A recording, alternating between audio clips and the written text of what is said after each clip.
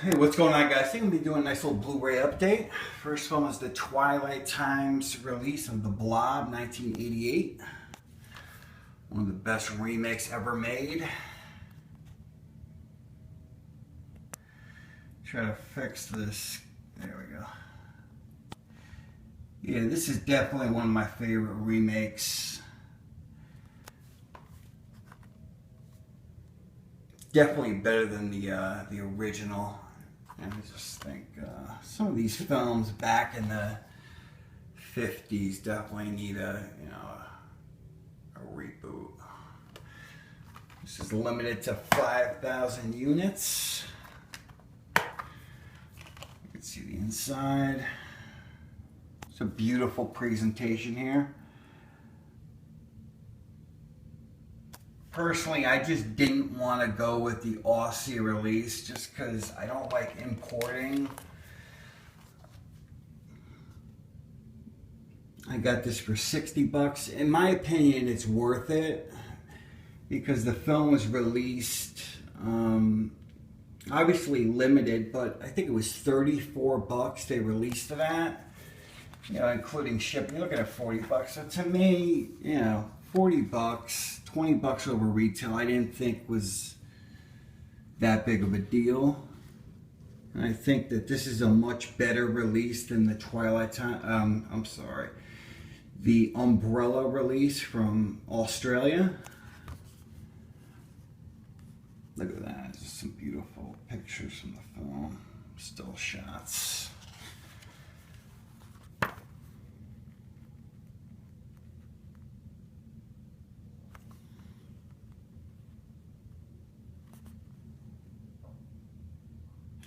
To me, I'm more of a quality over quantity type. So, I just want the best of the best of my collection. And to me, this is a superior version to the Umbrella release.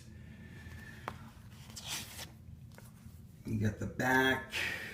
Just a brilliant remake, guys. Can't recommend this one enough. Show you the back again. Where does it say 5,000? You fix the, oh, there we go. See, limited to 5,000.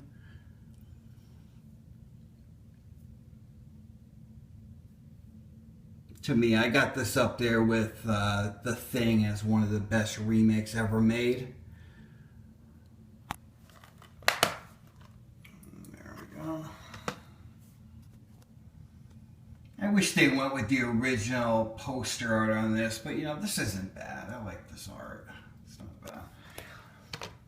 Then we have The Exorcist Digibook. It's another one that I went with the more expensive version because they do have the 2014 Blu-ray of this, but I like the original art. There's nothing wrong with The Exorcist stairs as the cover, but I just like this edition a lot more. You have the director's cut Blu-ray. Then you have pictures from the film. I'll go through them pretty quick because I don't want to make a 20-minute video here. You have the famous scene with the priest outside Reagan's home. The scariest film of all time, I'd have to agree with that. Just brilliant filmmaking, guys. I love it. This is my favorite horror film of all time.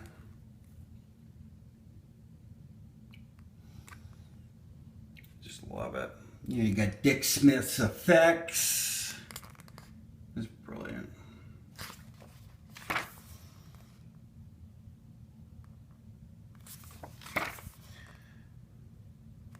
Ellen Burstyn, great actress. Love that picture of Linda Blair there.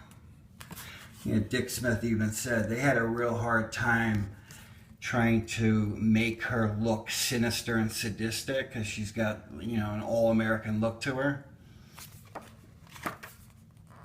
Jason Miller. This is just a fantastic release, guys. I love it.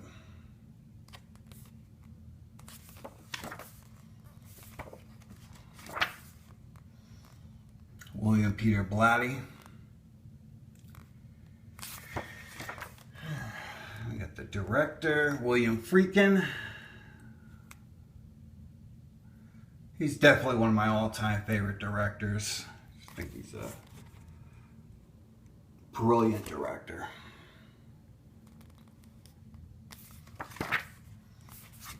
Got Reagan in the hospital there. Trying to skip through this trivia. Look at that, that is just beautiful.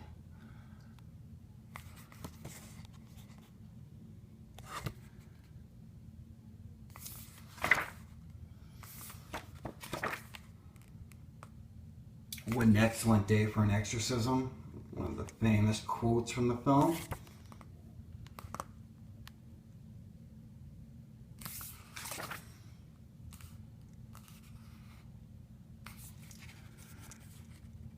There you got the one of the famous scenes of Reagan levitating over the bed.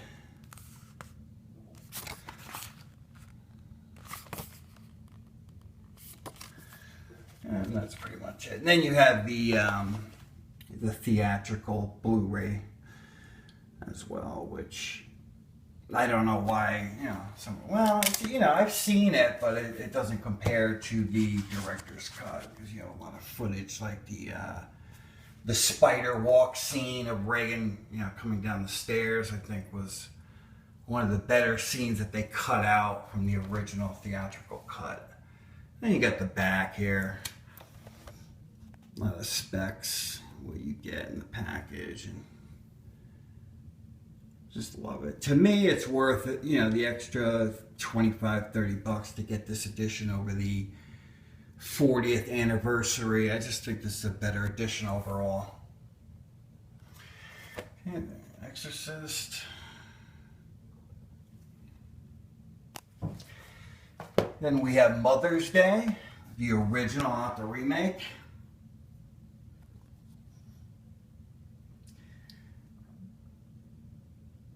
The remake isn't bad, but I just feel like this is just, it's a lot gorier in my opinion.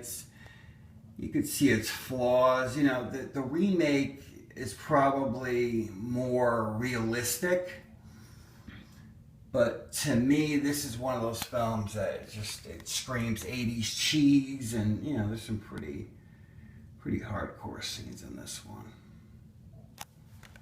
Love it. This is an excellent transfer. This Blu-ray looks incredible.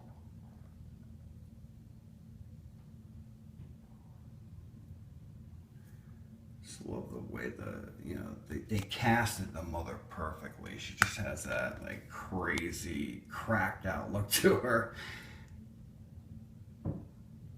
Love it. Definitely my favorite trauma film. And we have the Texas Chainsaw Massacre Part 2 Screen Factory release.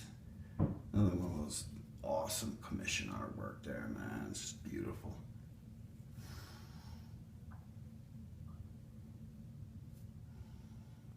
You got the, let's show you the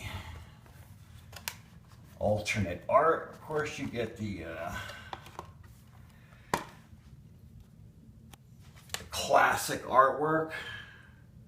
The Breakfast Club. I love this. This is just awesome, man.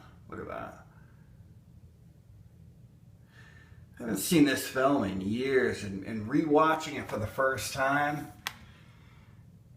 a lot of scenes, because I think I saw the R-rated edition, and this has just got crazy gore effects in this one. Love it. Show you the art. Let me fix the fucking focus.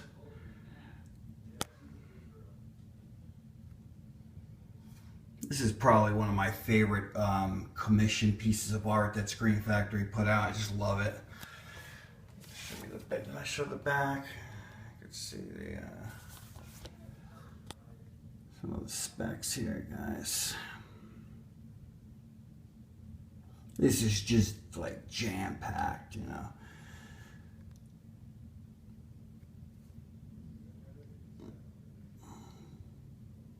Definitely a film that holds up over the past 20 years. I wasn't expecting to really love it because it's got more of a comedic element compared to the original film, but I just really, really had fun with this one, guys. I love it. Again, another look at that art. That's just absolutely fucking gorgeous, man. Then we have another film that I picked up that is long out of print, and this is one of my all-time favorite movies. I just think Mel Gibson's directing, it's just an incredible film, and it's worth the upgrade on Blu-ray. This one's going for 150 bucks. I got it for, I think he sold to me for 85 shipped. To me, it's just, you know, it's worth the upgrade. To me, if you got the money.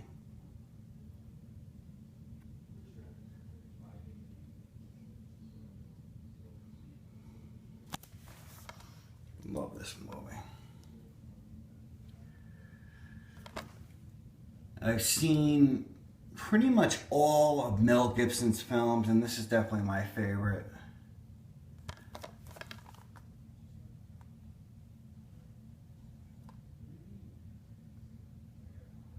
Love this movie. And then we have The Devil's Candy.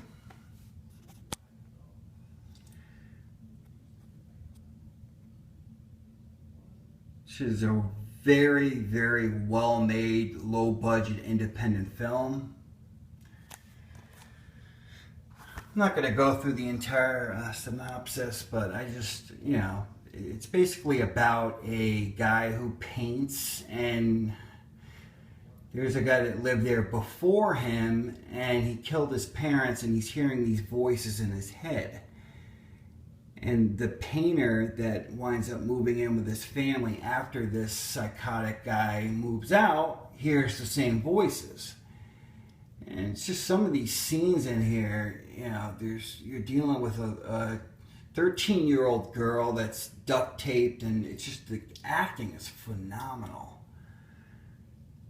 You get Ethan Embry in this one. He does a fantastic job. Definitely recommend this one. I love it.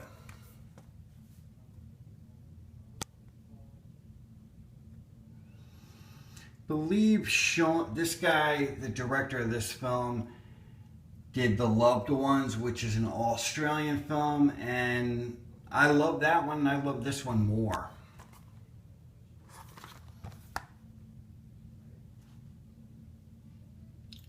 Definitely one of the better low-budget films I've seen in quite some time. Then we have All Eyes on Me, which is a great biopic of the late, great Tupac Shakur, who, in my opinion, is the dopest MC that ever lived.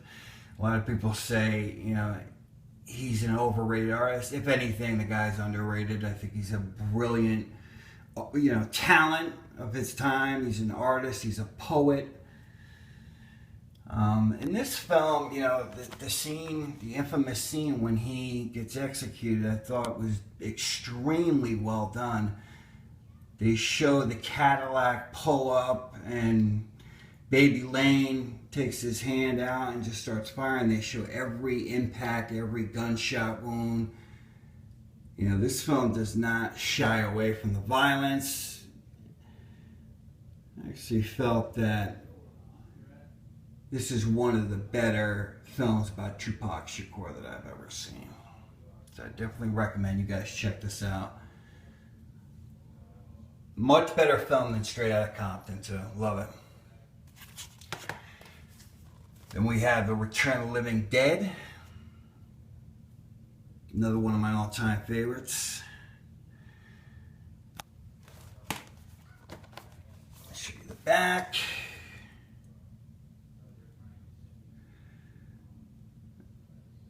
This is another one. One of my favorite Screen Factory releases. The inside, of course, I usually stick with the commission artwork from Screen Factory, but with this is just some of the best horror art that I've ever seen. So I had to switch this to the original theatrical poster. Definitely the best transfer of the film. A lot of people give me shit, but in my opinion, this is the best zombie film ever made. I know a lot of people go with Lucio Fulci's Zombie or, you know, Dawn of the Dead. I think this is a much better film than Dawn of the Dead.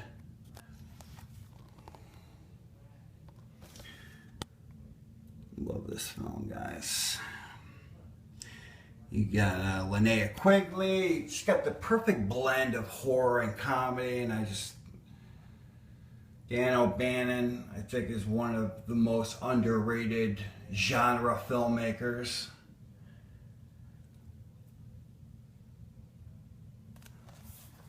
Okay, and then we have Headless, which is a low-budget gore fest. This is a very, very disturbing film.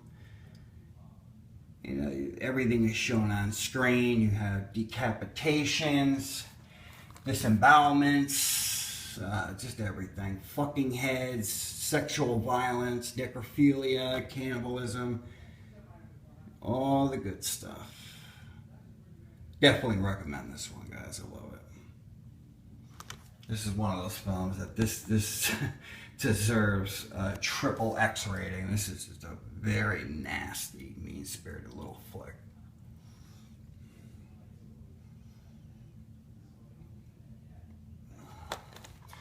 Another one that I recommend highly. Show you really quick the inside. I might have to cut this video short, guys, because I'm looking at 17 minutes already. But definitely, if, you know, I got a few films here, I'll probably do another video after this. I just don't want too many videos that are too long.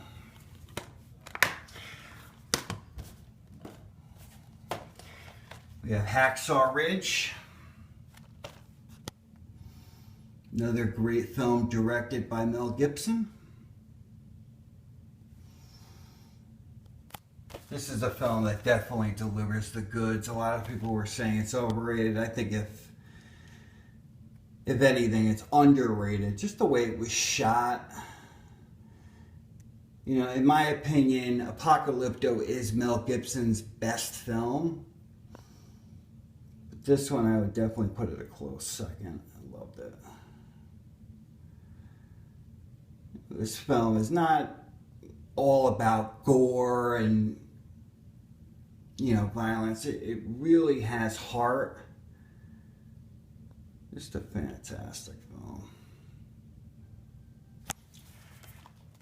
We got Hacksaw Ridge again. Love that slipcover. Probably should do another video about all my DVDs and Blu-rays with slipcovers. Then we have Old Boy. Everybody knows about this. I love this slipcover, if I can get it out. Got the black Blu-ray case. Just so badass. I love that.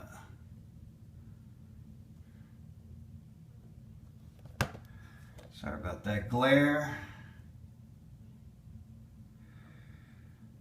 Definitely 10 times better than the remake. I thought Spike Lee did a decent job with the remake, but I just feel like, you know, he had his hands full with that one. You can't touch the OG. Love it. Just brilliant cinematography. The acting is top notch in this film. You know, very, very disturbing in parts. Just love it. Love it. That's some nice special features on there. Then we have The Lone Survivor, which is one that absolutely blew me away. It's based on true story about some Marines who are dealing with a high Al-Qaeda operative. And what happens is they wind up running into some goat herders who blow their cover. So they're forced basically to either kill these guys or let them go. And like idiots they are, they let the goat herders go, and they ran down to rat these guys out, to the Al-Qaeda operatives, and they're basically dealing with 100 men to 4 guys, and they're basically surviving for their life. Just, you know, brilliant film. After the 20-minute mark, it's just non-stop action. Non-stop.